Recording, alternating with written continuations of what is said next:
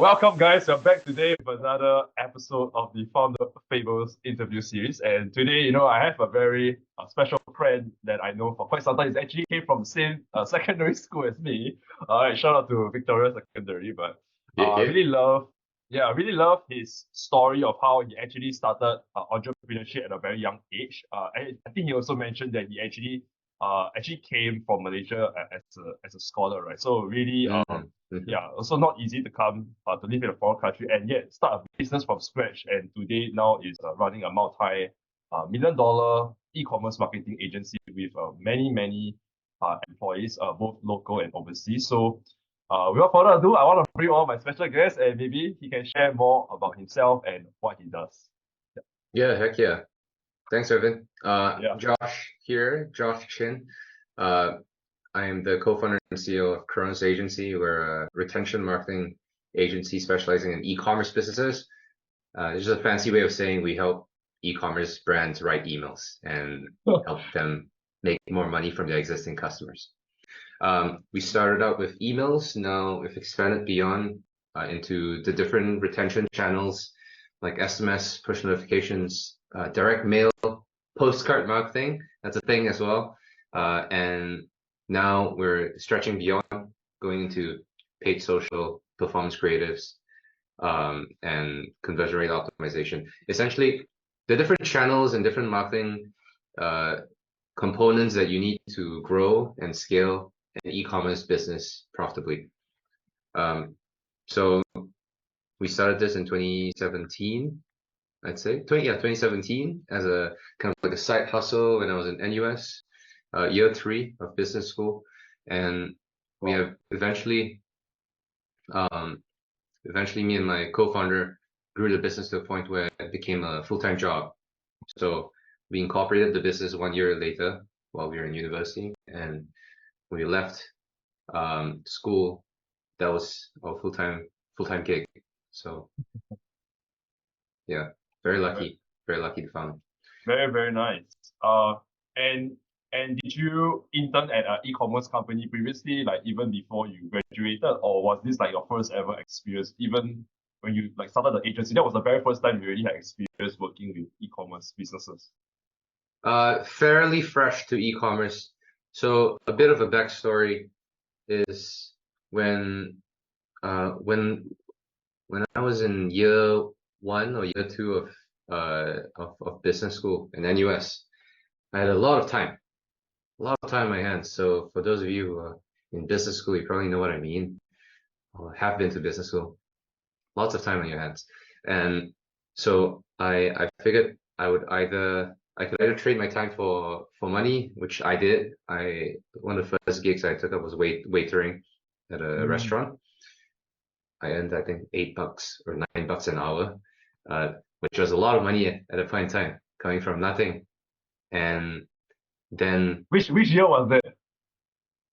that was like 2015, 2016. I can't remember exactly. Okay, 7 years. And then I realized that actually after 2 weekends, I realized that I really hated it. It was kind of pointless. And one of the worst things the worst part of it was there's no progression. There's nothing that's compounding. I'm not learning anything. I'm not getting better at anything. It's literally just standing around doing the same things over and over again and compounding, basically getting paid $9 an hour.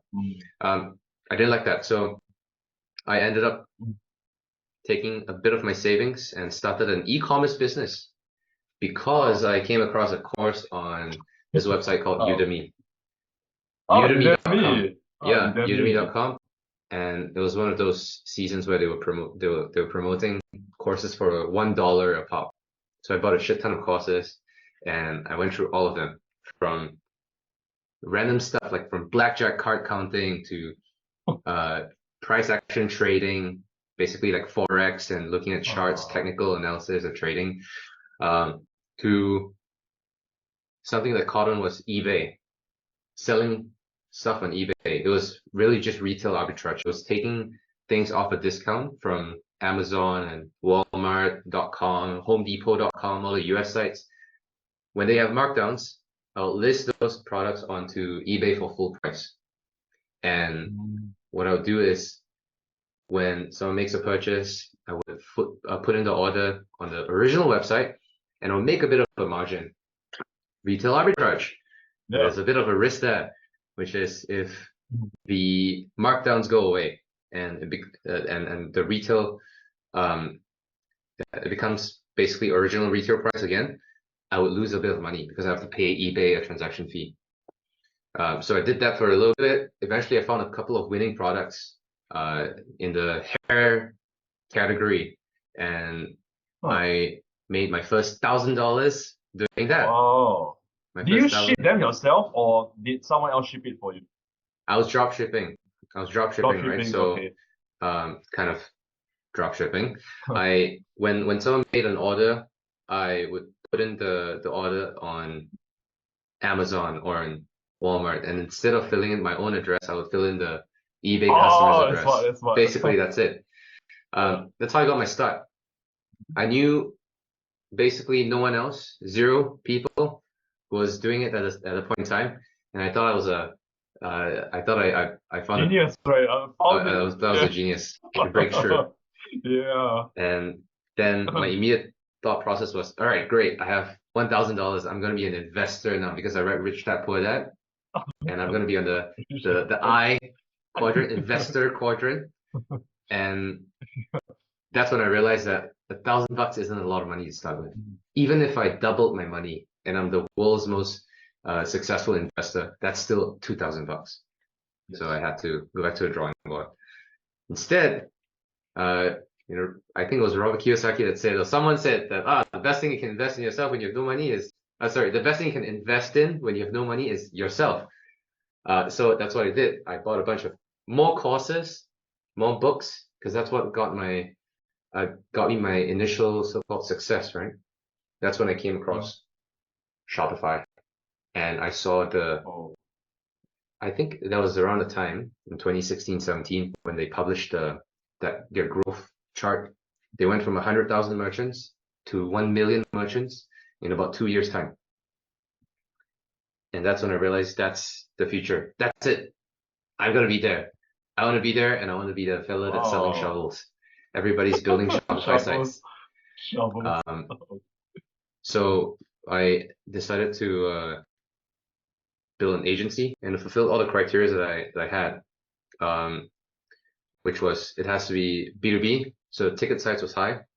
It had to be a service that I can deliver a ton of value, outsized value for whatever I was about to charge, and I could get better at it over time.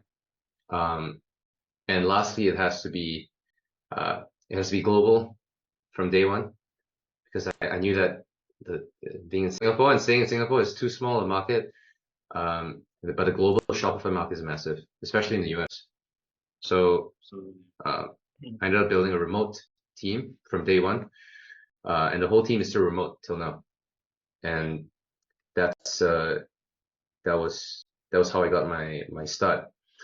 And what I think most people don't know is in my first 4 months of so-called founding the business, from I think July 2017 all the way to October of 2017, I had basically 0 paying clients, 0.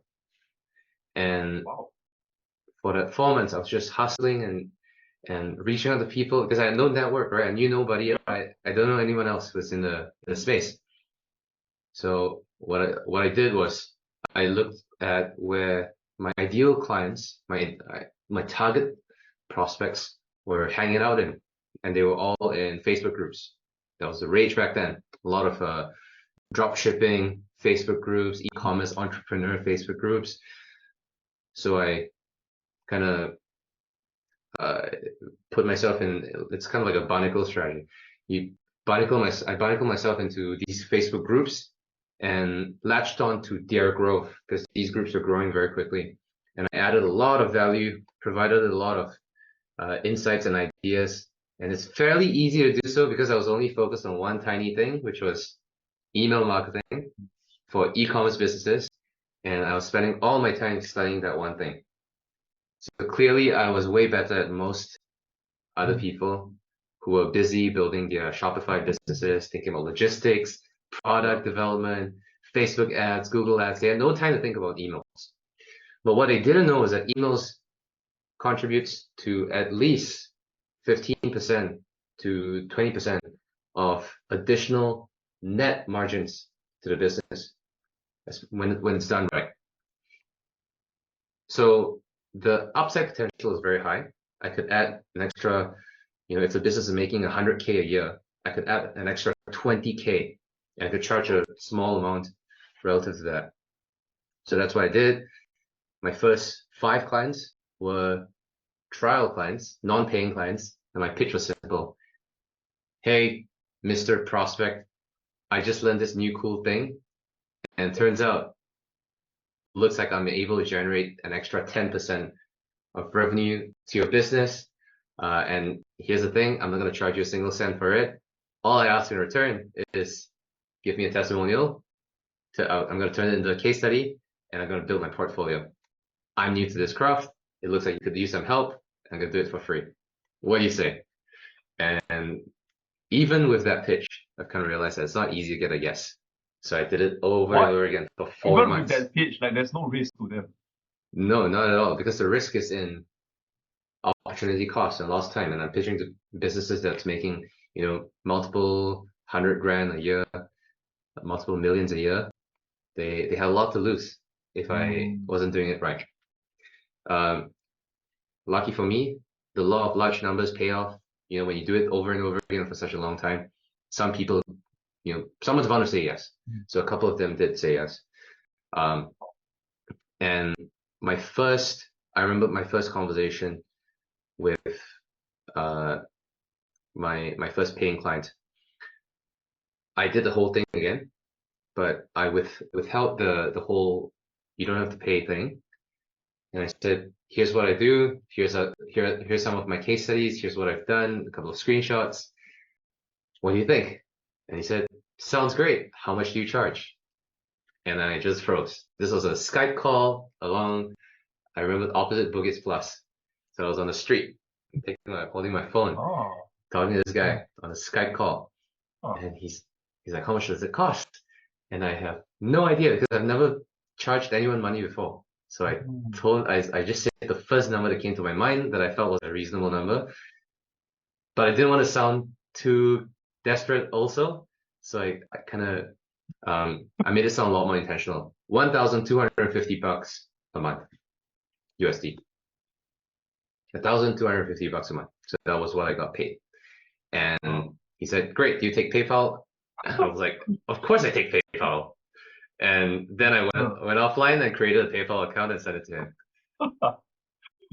Create the account right after he said yes. Then you create the account. Yeah, heck yeah. Heck yeah, man. I love basically it, right?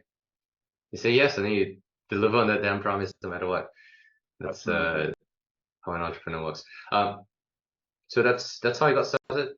And soon after, this first client referred me to his friends who are also very successful in e-commerce, and his friends eventually referred me to more friends, and that's how the business grew. So the kind of key takeaway that I got from that experience was when you do great work and you ask for help and you ask for referrals, it's a no-brainer. It's an easy way to grow a business. Absolutely, man. Thanks for sharing that. You really cover a lot of things like how you grew the business. And I just want to go back to actually more earlier stuff, because I'm sure some of the people listening, they're more interested. Actually, like, how was your life growing up? And a lot of people also say like, maybe this person he come from a background with a lot of money to begin with. Like, what would you say about that? I was filthy rich, man. Started with a small loan of $1 million.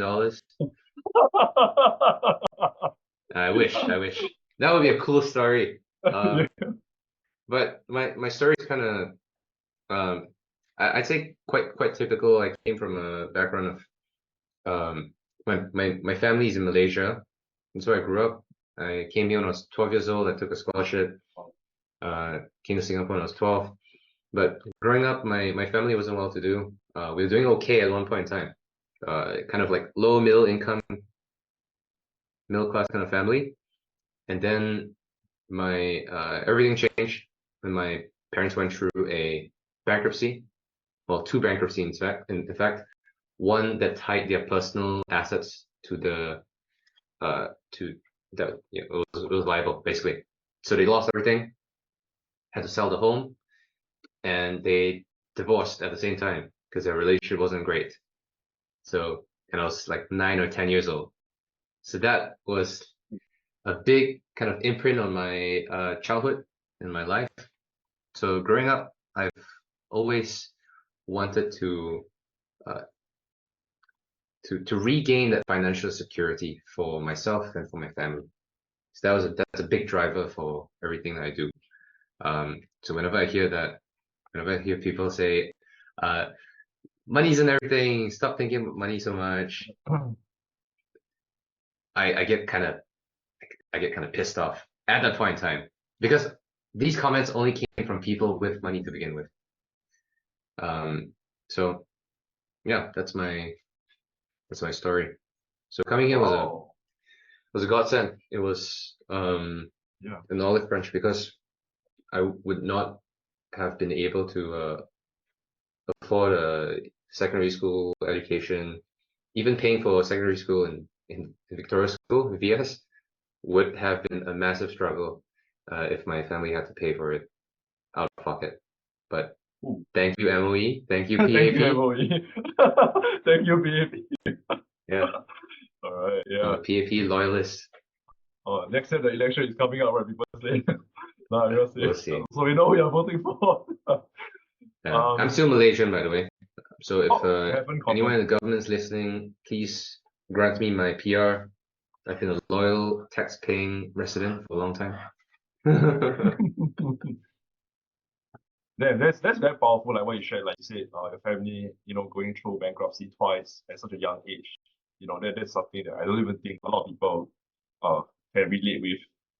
And I like how you share about that spurred you to push you, right, to want to like start your own business one. Like, did you know from that point in time, did you know that you always like you eventually you will start your own business, that you become an entrepreneur? Did you already have that intention from like a young age, or it was more of like I just wanna make money? I just want to make money, man. Yeah. That's all I wanted. So after Victoria School, I went to VJ, Victoria Junior College. I did well in school, so I was a pretty decent student, and I applied to a bunch of different schools. One that really stood out was LSE, London School of Economics. I went through the whole general admissions process thing with the UK universities, and I was waitlisted initially, and then I got an offer, and I was elated. I was so happy because that was my dream school. Not because I knew a lot about it. All I knew about LSE was that it was a factory for investment bankers. 60% of their graduates became investment bankers. So I was like, great. Yeah, and investment bankers, yeah. Oh, minimum, right? They make bank easily. And I'm like, great. That's where I'm gonna go. That's where I'm gonna be, and that's who I'll be. But turns out to make money, you need money to begin with. The tuition fees were way too outrageous.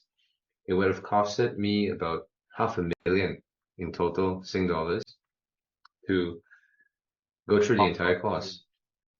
So that was impossible, unfortunately. So, and scholarship. There weren't any scholarships available. That was the first thing came to my mind. This one, yeah. And too much money. Yeah. And maybe that was the universe telling me that that's not my path, man. Yeah.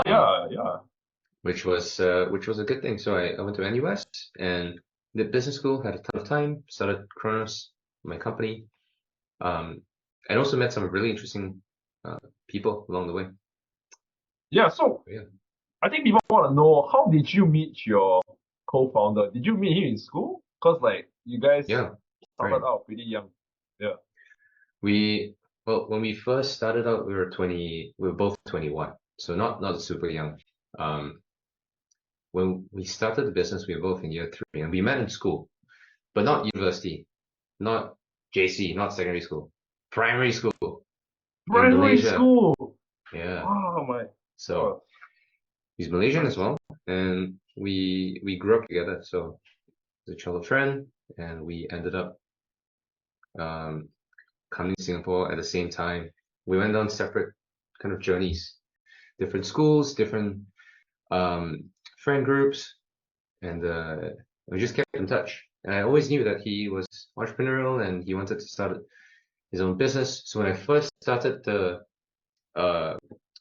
business, and I think when I first gotten my the first paying client or so, or first couple of paying clients, so I called him up. I told him, "Yo, I'm making money. I'm doing this thing. You should join me. We're partners." And so he became a partner, and that's why we started building and growing together. Just like that, he said yes, just like that. He didn't even like hesitate. No. He hesitated. I gave him a very shady message. I was like, "Hey man, cool opportunity. I'm looking for business partners to expand my business." You know, that was the era of MLMs as well. Oh yeah. This gun was MLM, out. I was man. like, okay, let's meet for coffee. I'll tell you what's up, and I'll show you what's going on. So essentially, it was a no-brainer because there was nothing to lose. Like worst case scenario, just go back to school and keep doing what we're doing. Absolutely. But thank the universe, things panned out well, and it worked out. Hmm. And just now you mentioned when you launched your offer, you got your first client. It was not even a paying client. You said it was a trial client that you got from the Facebook group. Yep. And did they eventually, all of them, did they eventually convert into a paying client, or you had to drop all of them and find a new client, and then you charge that person the 1,250 US dollars? Correct. So at one point we had 6 clients. I remember I was still in school, so that was full time technically.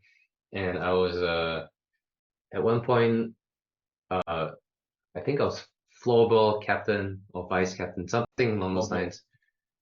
For Hall, for NUS, one of the Yusuf Hall, Yusuf, and I what else? And I was doing a bunch of other things, weird stuff, like I was in a band, I was in a dance production and drama.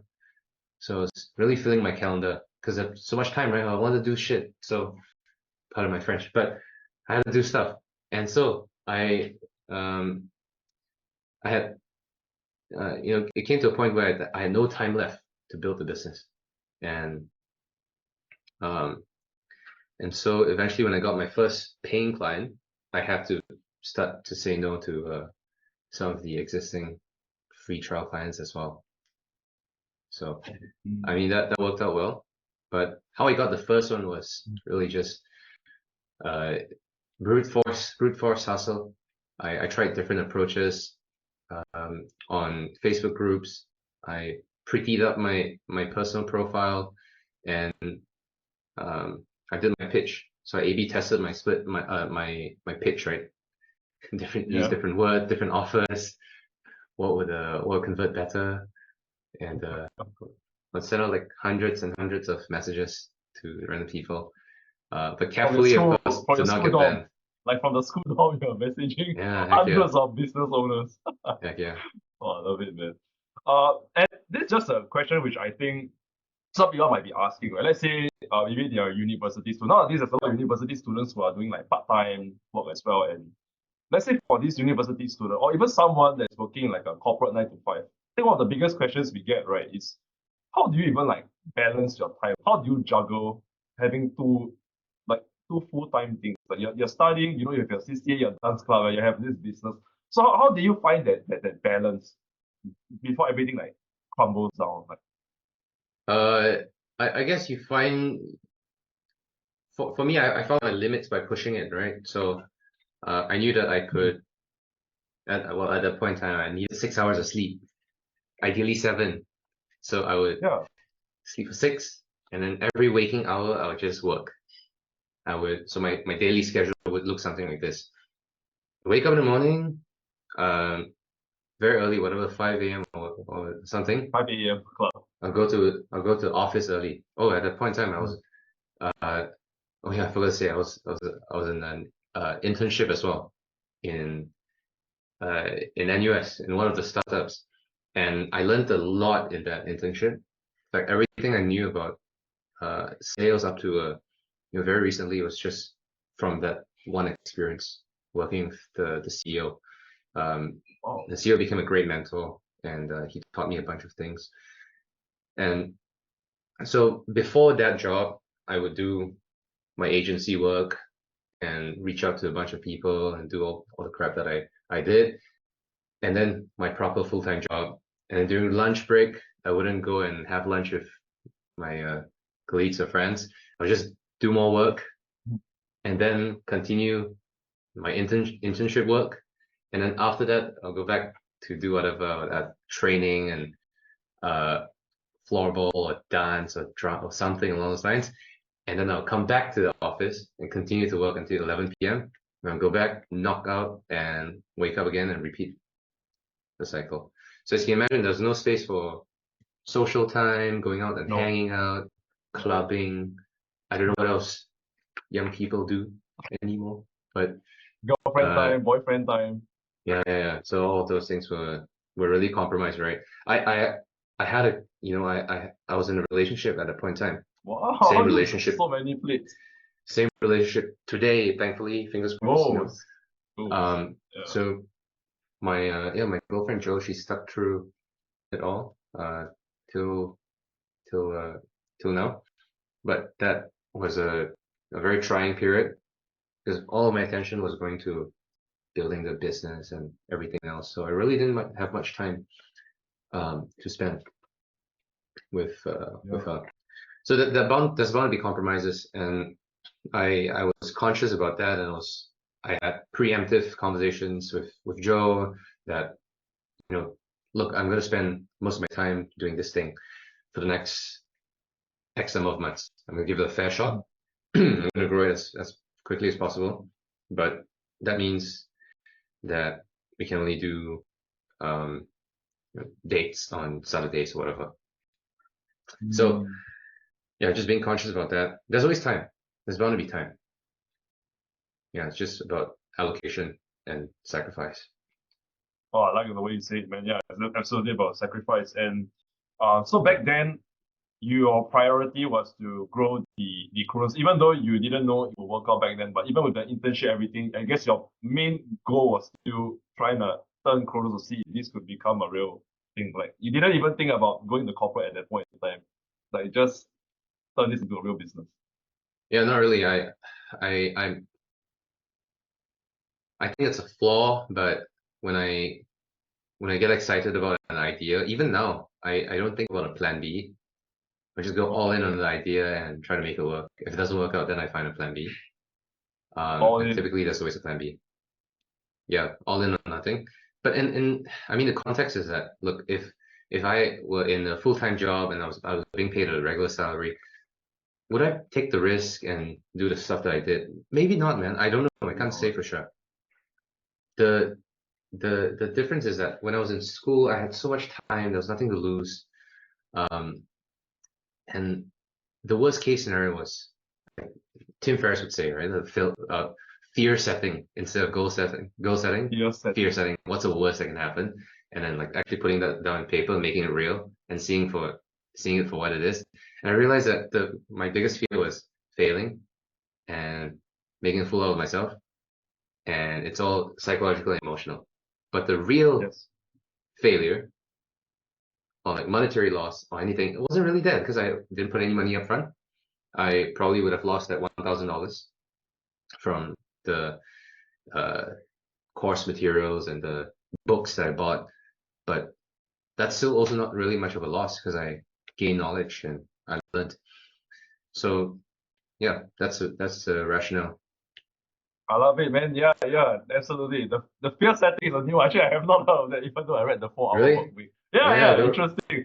Check it out. Yeah, it's good practice. How to reverse it, right? Because I think a lot of Singaporeans growing up in a culture where, like failure is very like frowned upon, right? Especially in the school system. I think a lot of people, even when they grow up, it has already latched onto them that the fact that, if I fail, like I'm screwed. But the fear setting exercise teaches you that actually when you really look at it from a logical standpoint, right, especially when you're still young, Yeah. you really have nothing to lose. Of course, I can't say the same for people that are now, let's say they're married with kids, right? Obviously, can't say the same thing. But I actually recently interviewed this person. He did say that even when he was married with kids and he had a six-figure salary, he still took the risk to start a business because he felt that was the right move. So I really think it's never too late, right? There's a saying, it's never too late, right? Yeah, Yeah. I like to think so, but again, it's context dependent, right? Like if Yes. if you're in like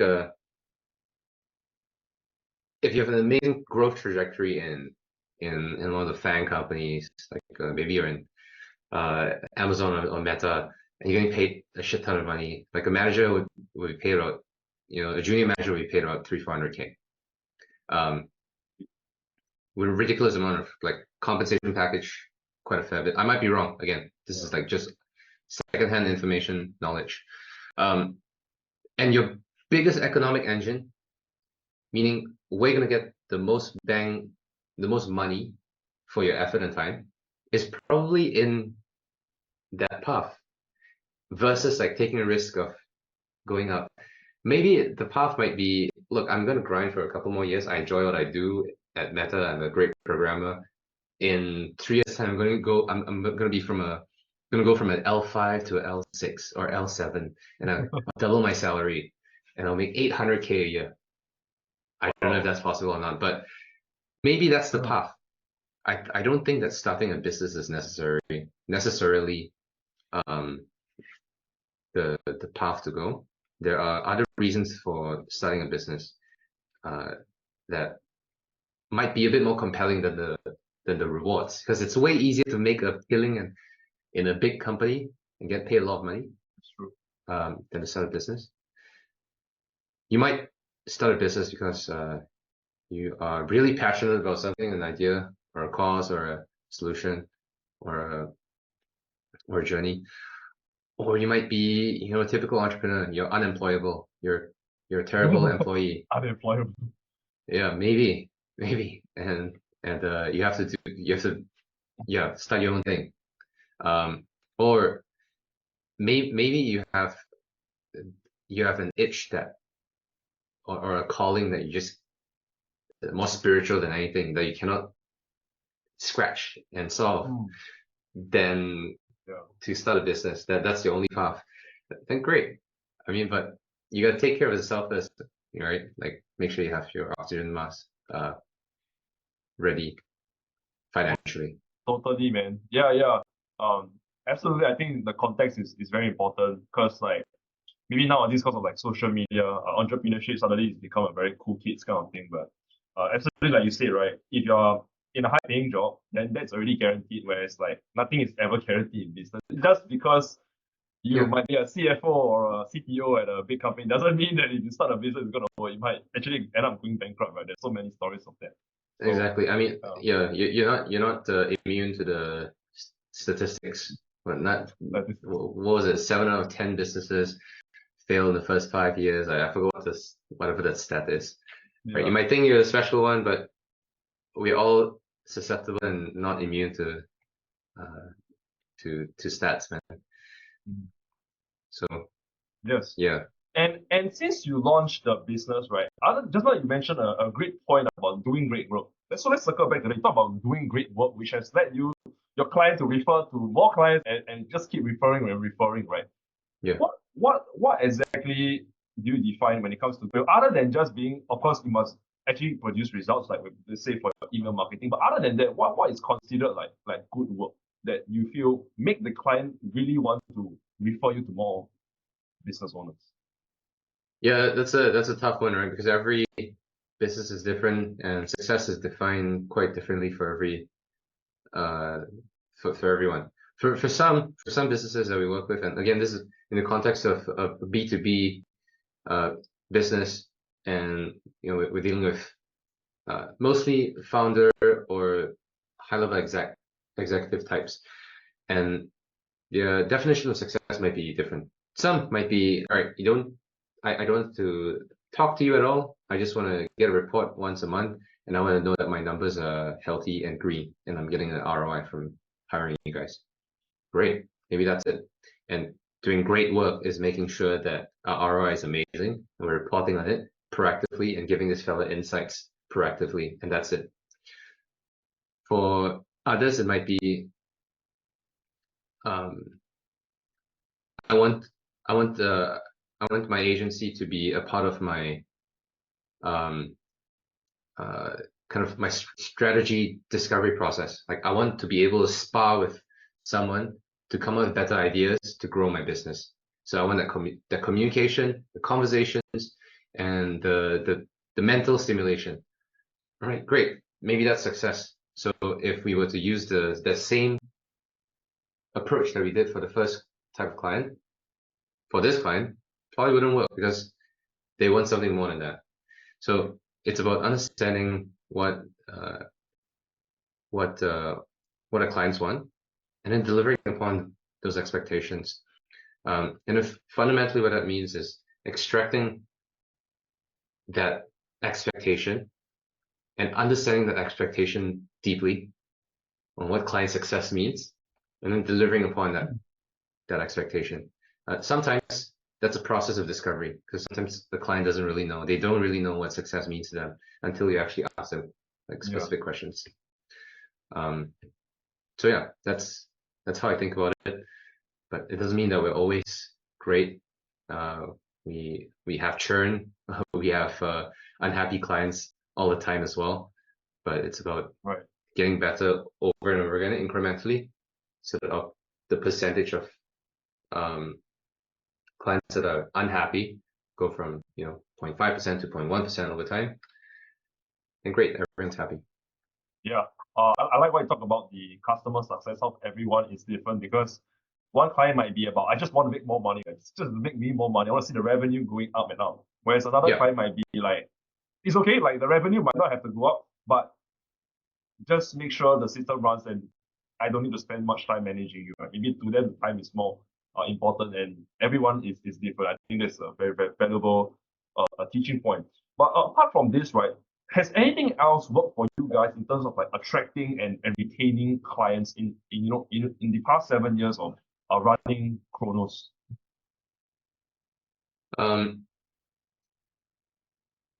Well, there's a few things, right?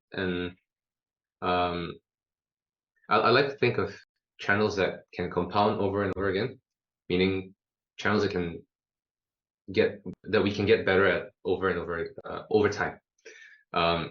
So referrals and partnerships is one of it, because it's, as you can imagine, compounding, right? The more great work, like friends, and then friends of friends, and the more people talk about us, the better it is.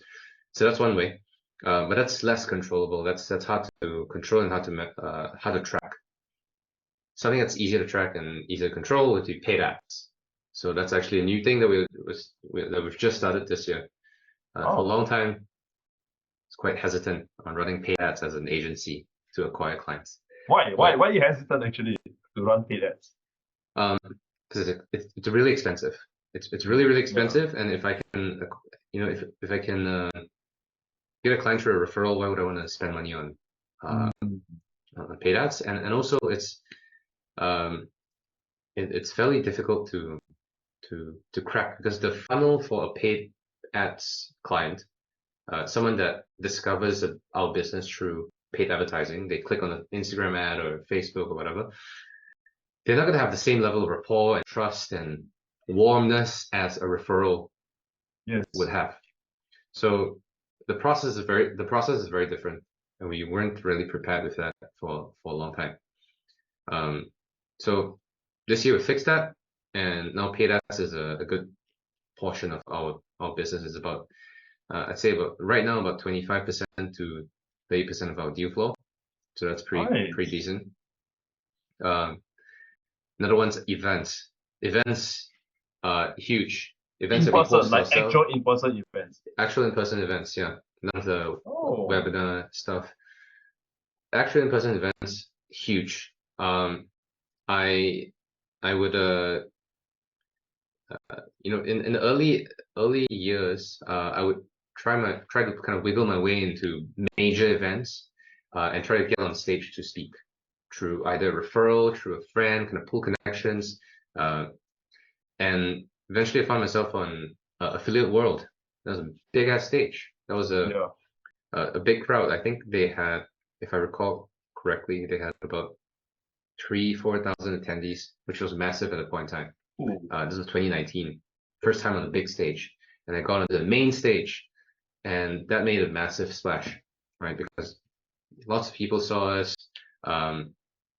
They learned about what we did, what we do, the case studies, the results, and then that set a snowball for many other things, including our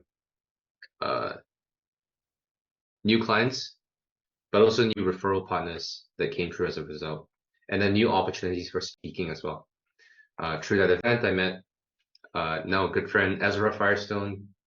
Big name very big name, e-commerce. In the e-commerce space, in the US, right? And which was great because he is in the intersection of the prospects that I want to meet plus referral partners that I want to meet.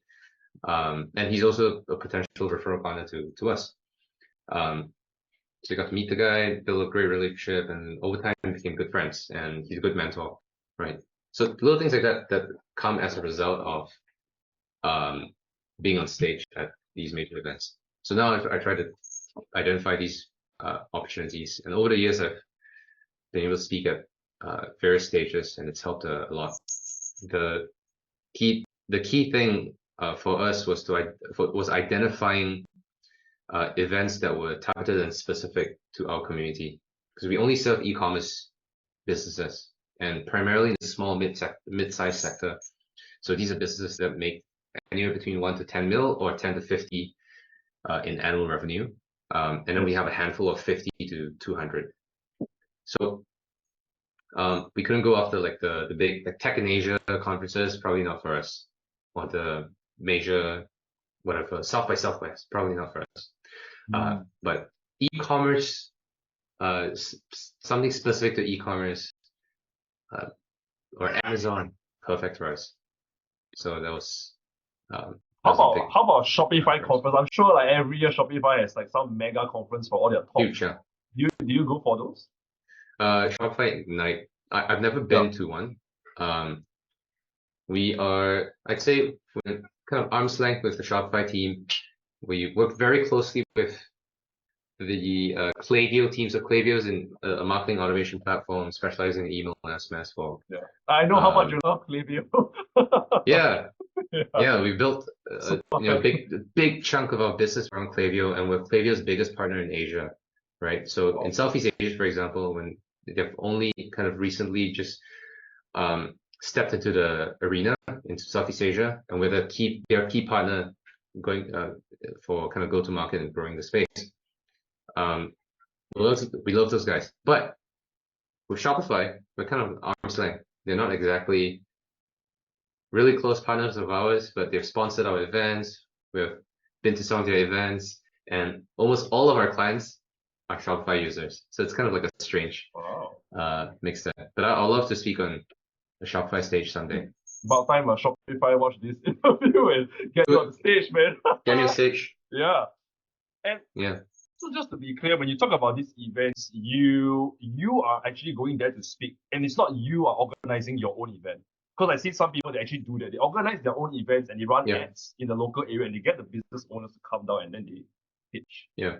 We do both, right? So on one hand, the events that we attend or speak at, those are usually way bigger than the ones that we host and organize ourselves.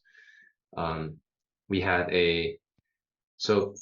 our series of events is under a brand name under Kronos, which is called DTC Breakthrough.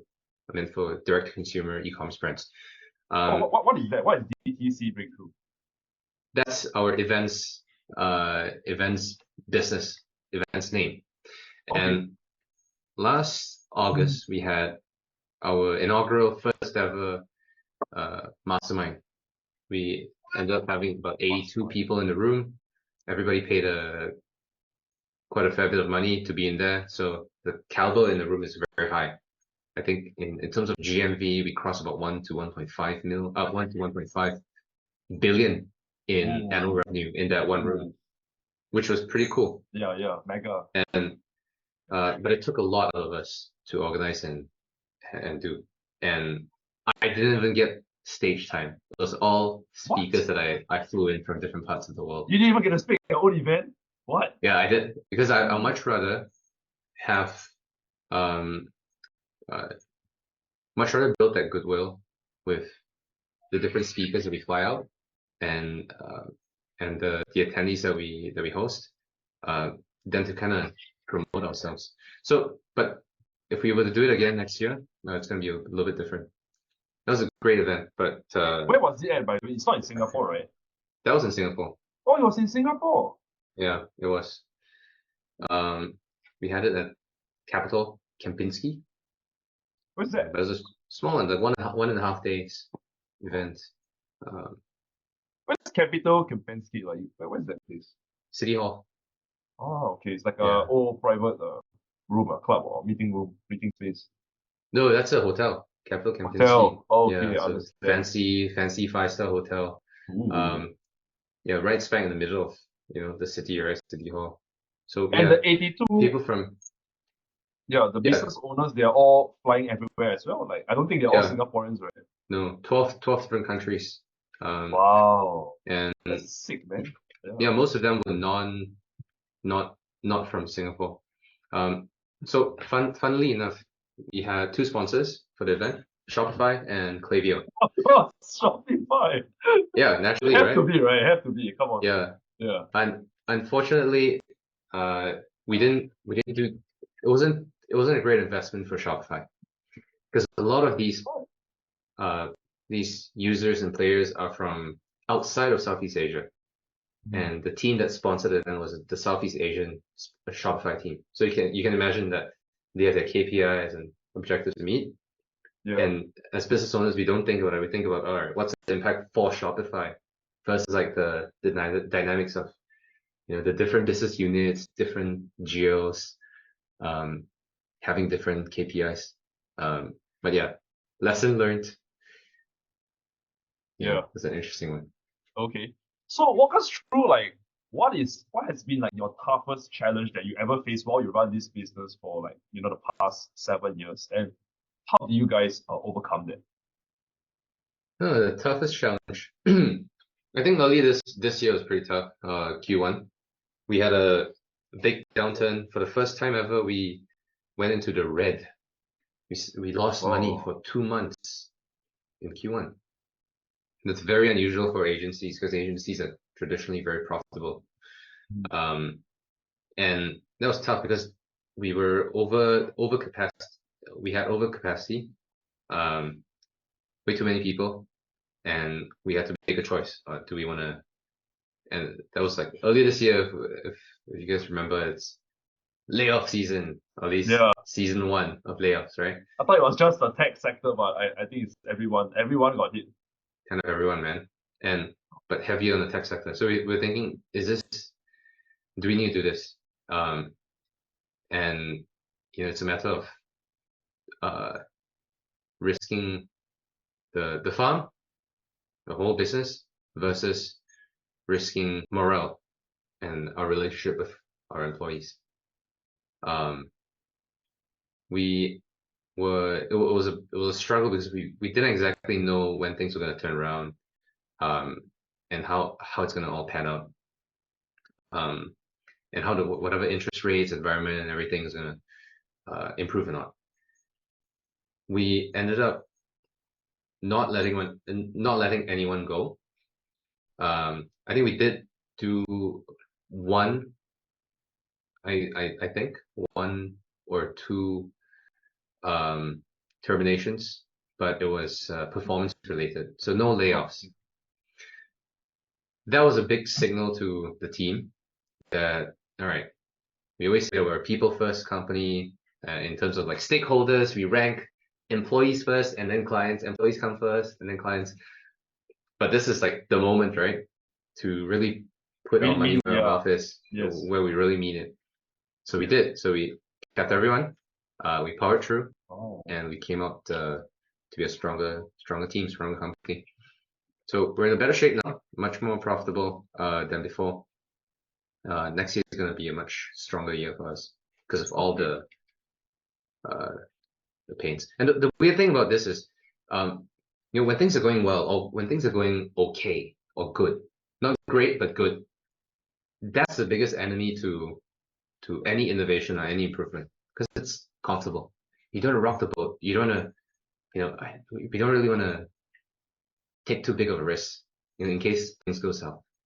But when things are going south, when things are in the dumps, we have nothing to lose. Like, all we can do is just push and try and take the risks and innovate. So the best innovations and the best ideas often come when things are really hitting, like when poop is really hitting the fan. Absolutely, yeah. That's So yeah. That's a I don't know, when you talk about this, you remind me of this. As this saying, I don't know. Someone told me this before, and this like very famous thing by this I think it's Peter Lynch, like this very well known investor. He has this saying in his book that it's like, when in the forest, right? When there's a lot of forest, Yeah. nature has a way of clearing the trees. Because when I think there's like something like when there's too many trees in the forest, then it's actually not very good, because it becomes like too much vegetation, right? Maybe it's not good for the Yeah. ecosystem or whatever. But Yeah. nature has its own way of when there's too much forest, right? The storm, or like like now the US, there's a lot of like big forest fires like in Hawaii, and then it's very bad, right? But actually he says that these forest fires are actually like they actually happen intentionally. Like there is a reason why this happens, because like when the forest fire burns away all of the trees, eventually the forest can restart again, and then now actually it's better for the land, and the ashes, right, from the burnt trees actually is fertilizer for the next soil. So basically all it's trying to say is that the good times, right, actually make you stronger, which exactly like what you said. The bad times make you stronger. Right? Yeah, exactly. Yeah. But I'm very curious. You talk about how this year, right, was one of the first time as an agency you mentioned you went into the rate. What exactly, like in your opinion, what contributed to those like factors? Because like it is also quite rare, I would say, because COVID. I mean, we're also not in a pandemic. We're already kind of recovered from it. So what actually led to that? If you don't mind Yeah. sharing, yeah. Yeah. So as a business, right, we have the agency business model is quite simple. We have client acquisition, basically finding clients, making a promise. Client servicing, delivering on that promise. And then operations, making sure that nothing breaks down, everyone gets paid. Just three parts, and that's a business model. I mean, simplifying it down. We are really great at operations. We're really great at client servicing. We're probably one of the best in both for our company our size. But we are really bad at client acquisition. Remember referrals? Yeah. And the whole idea of being good times plus referrals, that breeds complacency. Oh. And we're like, don't need to worry about acquisition or paid ads or this or that. So when things dried up, when the pipeline dried up, there's nothing we could do. There's no lever that we can pull. We can't spend more money on ads. We can do this. All we could do is reach out to past leads, and we didn't have a proper process for that. So that was a big reason why. And at the same time, we got hit. A lot of businesses went under during that period of time, because remember, we have a good chunk of business that's relatively small, around the 1 mil mark. Yeah. So things can go south in the e-commerce space. 1 mil a year might sound like a lot, but realistically, it's not really a stable business yet. For most, that's for sure exceptions. So when we lost a bunch of clients because the businesses went south, we couldn't replace them. We had all these employees that we've hired in anticipation that this season is going to be just like last season. We grew a lot.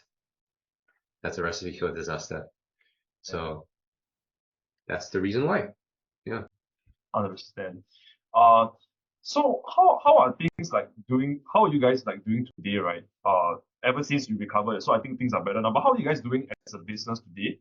And in terms of like the future, right? I think that's more exciting. How does the future look like for you guys? You talk about maybe the next 5 to 10 years. Yeah, absolutely. So What we're building, what we're building right now is a marketing services engine, marketing services company, and the business model is fairly simple and straightforward. We're really good at retention, and really good at making driving cash flow, new cash flow for e-commerce businesses. Now, the average ROI here is massive because it's email, it's retention, existing clients. The average client that we have makes about $32 to $36 per dollar that they spend with us. Right. That's actually very way more than any paid ads agency cannot promise that. Absolutely, and I mean it's kind of expected. It's very high, but it's also because we're doing a really decent job. So there's a chunk of value that we're not really capturing as an agency that we're delivering to clients, which is a good thing, but also kind of a shame. The next step for us is to build out the other parts of growth marketing for e-commerce. So that's traffic and conversions. Now, traffic is where we'll take some of those profits, reinvest it in growth, acquire new customers using paid social, performance creatives as services. And then finally, to top it all off, making sure that the website converts at its peak, optimization, CRO. And then that completes the cycle for what it takes to grow an e-commerce business from good to great and to amazing in terms of profitability and cash flow. Once we have that model built out, we will build a ventures arm, kind of like a VC within the organization, within a group. This is where we'll be able to capture the most value by taking a higher risk. We'll identify businesses at an earlier stage, put our money where our mouth is, invest in the business, and apply our marketing services to the business because we know, after doing this for a while, we kind of know what the expected ROI is going to look like. So we can build in that into our investment model where even if we fail, even if the investment is not great, we still have that increase in revenue because of emails, because of paid social, because of conversion rate optimization that we can build into the kind of safety. So that's the intention. We have just one project, one investment in that arm right now. So very, very new. And then finally, yeah, that's a big step. First investment. That's really very big. Thank you. So we'll try to do more of that. Could you share, if you don't mind sharing, what kind of company is that investment? Like what kind of company, like what kind of products do they sell for the e-commerce business? It's in the their target demographic are moms, right? Our moms. Yeah, they're in the baby products. No, they're in the apparel space, right? Moms apparel space. They do a couple million a year, so they're fairly successful. But it's a profitability and cash flow issue, and we can add a lot of value to that because we know that when we apply email, every dollar spent. Exactly. So it's a perfect match there. So we're looking for businesses like that. We have good scale, but margins are maybe net margins like 5% or less than 10%. We know that when we come in, we're going to add an extra 10% to net margin, and everybody wins, and valuation automatically goes up.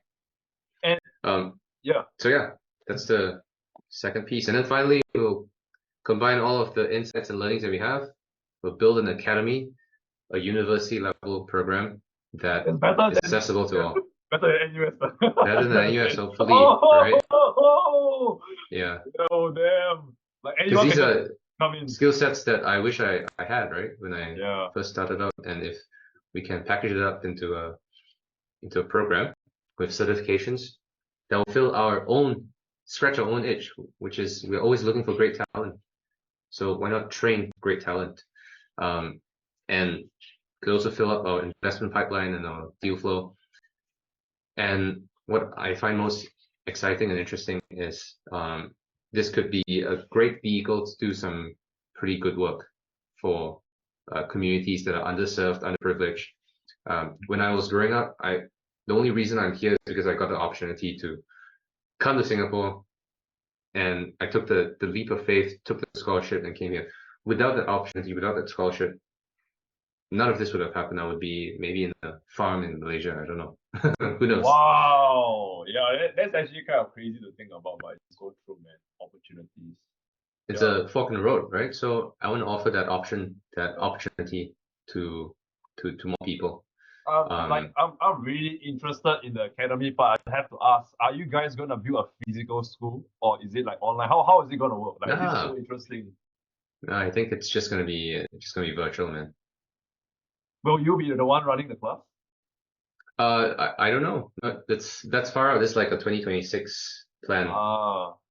Okay. So But yeah. one thing that really stood out to me, you're like this is like I think you're like a real life example of what happens when you just focus on one thing.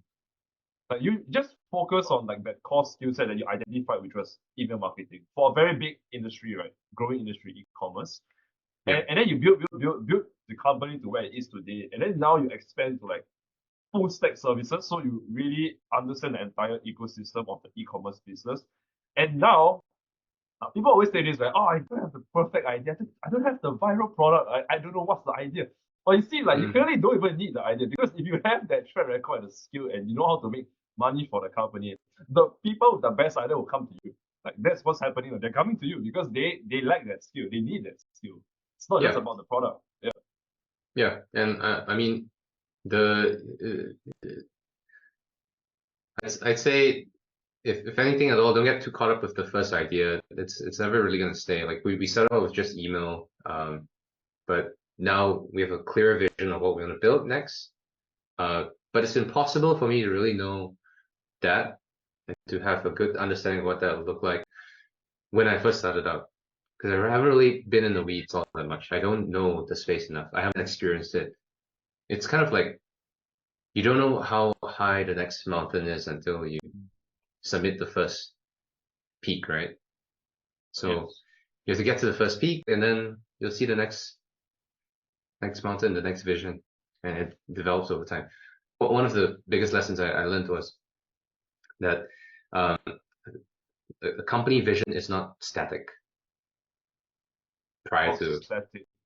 Yeah, it's not static. It's not like this is it forever. Like we're gonna connect the world. I don't know. This is Google. connect the world. Nokia of Facebook. I don't know, one of it, right? You connect the world. That's the vision.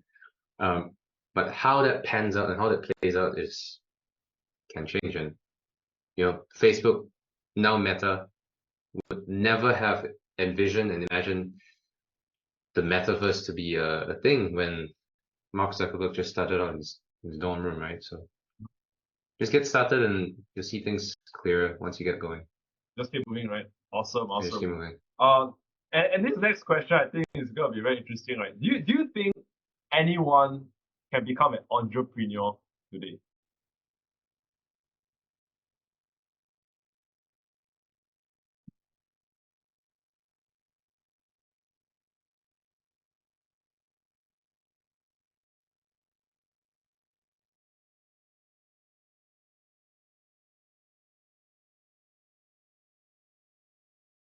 Output, right?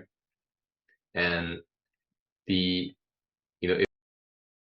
if that's what it's defined as, turning a low value input into high value output, then yeah, anybody can be an entrepreneur. You don't need to start a business to be an entrepreneur. You can be an entrepreneur in your organization right now.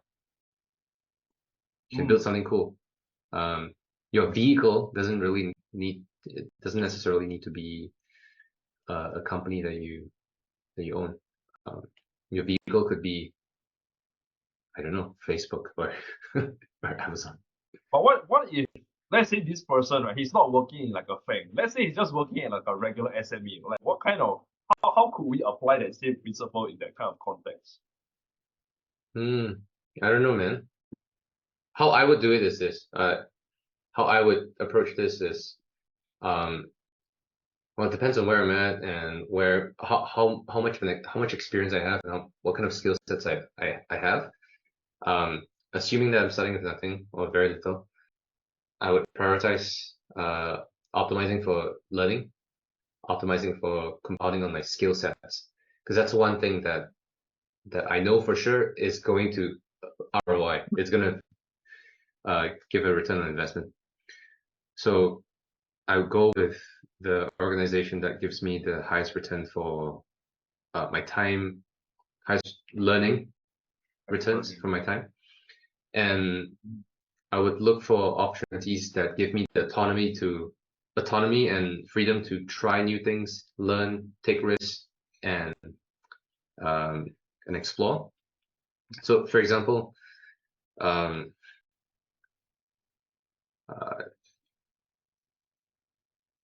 if I were in an SME and I realized that there's an opportunity to branch out and build a sub business within this business. Let's say this business makes cheese. Okay, great. They make cheese. They're a factory. They make cheese and they sell wholesale cheese. Oh, as a byproduct of cheese, they have, I don't know what's a byproduct of cheese. Whey, maybe whey protein. Yeah. Ah, great. And they're just basically selling this away to a partner, or someone else. And then they turn that into supplements and whatnot, animal feed. Could that be an opportunity? Could I now go and say, hey, look, you're selling all these whey protein away for this much. Why not? Let's take a risk and fund me, and I'll start a whey protein business within the organization. Like a supplement, right? From the whey. Yeah, like a supplement business within your cheese business. Wow. And here's the business plan. Come up with a business plan. Here's it. Here's how much I need. Here's how much I project. Here's the reason why. Here's data. Here's competitors. And here's how I plan to do it. Get your boss to fund your business and then fire him. Get a boss to fund the business, and then once you get to a certain scale, then you can start negotiating for ownership or for a better pay and all that stuff. But you're creating creating a lot of value. It's a win-win because you're creating a lot of value for the business. At the same time, you're learning a lot and you're getting exposure to stuff that you otherwise would not be able to because of lack of funding, network experience, and whatnot. And you have no downside risk. Worst case scenario is this flops. Go back to doing whatever you're doing. Yeah. I'm really surprised that not everybody's doing this. It's because this is that's like to me that's what I would do. I think the reason why a lot of people might not be aware of this is just because I think they just don't have that. Most people just don't have that entrepreneurial mind. Like when you talk about turning something that's low value to high value, I think that naturally doesn't come to most people. I might be wrong, but I just feel that when I speak with entrepreneurs, they always the way their brain always seems to they know how to identify certain opportunities that other people can't see, and then you just take action right away. So maybe it's just a frame shift, but I do believe that anyone can learn these things. It's not like rocket science, right? Like as you said, you could easily work in a cheese factory and just literally tell your boss, right? Hey man, let me try to take a step, right? Worst case doesn't work out, it's fine. I'm sure the boss will be more than happy to give you a shot, right? Invest in his top talent. Yeah. So what kind of platforms or tools do you use for your business these days? Maybe a lot of the e-commerce people might want to know more. Well, for our clients, there are two parts to it, right? For the business and for our clients. For clients, it will be Shopify, Klaviyo. Those are the major ones. We're also exploring for the bigger businesses like those are both 100 mil plus with complex business models. Tools outside of Shopify and Klaviyo, like there's Braze, CleverTap, Salesforce, for example. But for most, I think the Shopify Klaviyo ecosystem is great. Postpilot is one that's recently a new partner. I mean, we've been partners for a long time, but kind of just reactivated our partnership. They do direct mail marketing, so postcard marketing. So traditional. Personal handwritten postcards at scale, using data from Klaviyo, data about your customers. Who writes the postcards? These are machines, robots. Machines write the personalized postcard. It looks like it's handwritten. It's pretty good. Yeah. So that, and then there's incredible. Postscript, SMS, Yeah, that's mainly it for e-commerce. And then you have the other apps like Gorgeous for customer support, OctaneAI for quiz funnels, and OctaneAI, I'm an advisor at, so that's a small little Shopify tool. And then for the business, we use ClickUp for project management, Slack for day-to-day conversation communication. We use the whole Gsuite stack from Google Calendar to Google Drive, everything. right? We use Zoom, but we're moving away from Zoom. We're moving on to Google Meet because it's part of the Google ecosystem that we're paying money for anyways. Those are the main ones. And then for information management, Confluence, it's a big one. But yeah, we're deep in ClickUp. ClickUp is what runs our ClickUp, lives. right? It's a very good Asana, right? It's like a very good project management tool. Yeah, like Asana. Okay. ClickUp is beautiful. Thanks for sharing all of that. I especially love the AI one. Like, I'm mind blown. Like, the machine can handwrite the letter. That's really, really insane to think about. But okay. Yeah. So what are some of the most influential books or podcasts? I'm sure like these resources, right, that have helped you to become the entrepreneur you are today. What would you say? There are tons. The first one I read was Rich Dad Poor Dad when I was 16. The most famous book. Yeah. To now I'm trying to revisit books I've read before. The two books that I'm reading right now, the Psychology of Money and Same as Ever by Morgan Housel. Same author. Same what? Same as what? Same as Ever. Same as Ever. Okay. Yeah. One of the interesting things is that in line with what we were talking about, how good times breed bad times, and how bad times breed good times. The whole idea that it's a cycle, and it's been proven throughout history, same as ever. And these are just patterns that happen repeatedly over time, throughout history, that we can kind of identify as models that you can then use to predict what's going to happen next in your life and your business. Or at least just being conscious about it. Like now that we know that good times breed complacency, then great. Try not to be complacent and just don't be mindful about that, right? Just be maybe nervous a little bit all the time. Interesting. So that's one of it. A big one recently was Traction as well. Traction by Gino Wickman. Yeah, Traction. In the book, there's a system called EOS, Entrepreneur Operating System. That's the system that we run our business on, and it's a great framework to run small, mid-sized businesses like ours. I think beyond 200 plus employees, that's when things get a bit complex and you might need something else. But anything below 200 employees, like we're at 90 something, it's perfect. Yeah. Solid, man. Yeah, thanks for sharing that. That's super valuable, especially the Traction book and the Same as Ever. And if you could give an advice to someone, right? Let's say this person is working in a 9 to 5, right? Maybe he's working in corporate, and he wants to start his own business one. It need not be e-commerce, it could be anything, right? Maybe he even wants to just open his own cafe. What advice would you give to this person? If you could just give like one piece of advice.